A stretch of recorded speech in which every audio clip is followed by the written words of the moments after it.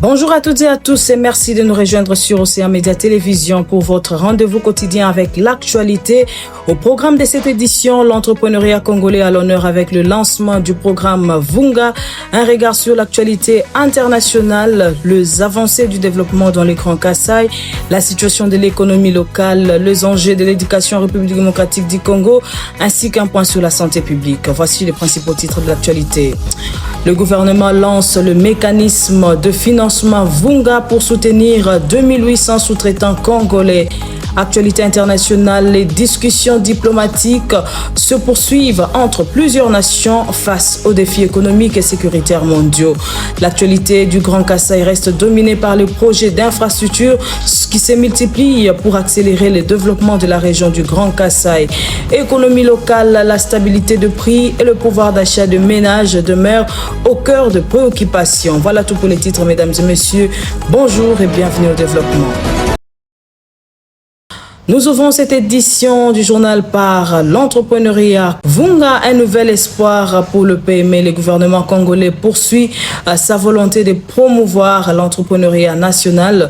Le mécanisme de financement Vunga vise à accompagner près de 2800 sous-traitants congolais afin de renforcer leur compétitivité et leur participation aux grands marchés nationaux. Cette initiative devrait favoriser la création d'emplois et contribuer à l'émergence d'un secteur privé plus dynamique capable de soutenir durablement la croissance économique du pays. Sur la scène internationale, plusieurs rencontres diplomatiques se poursuivent afin d'aborder les questions liées à la sécurité, au commerce et au développement économique. Le dirigeant engagé dans ces discussions cherche à renforcer la coopération entre les États et à promouvoir des solutions communes face aux défis actuels.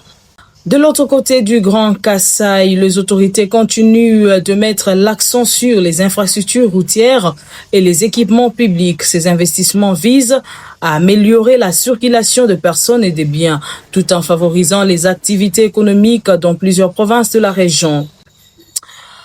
Économie locale, préserver le pouvoir d'achat des opérateurs économiques et les consommateurs restent attentifs à l'évolution de prix sur le marché. Les efforts visant à soutenir la production locale et à renforcer les circuits d'approvisionnement sont considérés comme des pistes importantes pour stabiliser le prix et protéger le pouvoir d'achat de ménages. Le secteur éducatif demeure une priorité pour les autorités congolaises. Plusieurs initiatives sont envisagées pour améliorer les conditions d'apprentissage des élèves et renforcer les capacités des enseignants. L'objectif est de garantir une éducation de qualité capable de préparer efficacement le jeune aux défis de demain.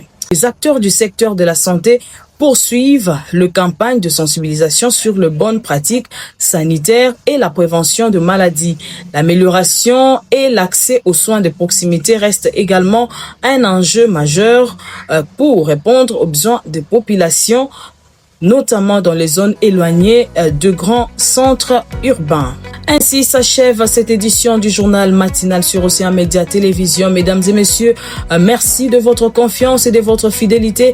Continuez à nous suivre pour rester informés de l'actualité nationale et internationale. Au nom de toute la rédaction, nous vous souhaitons une excellente journée à toutes et à tous. La rivière ne devient puissante qu'en recevant l'eau de plusieurs ruisseaux.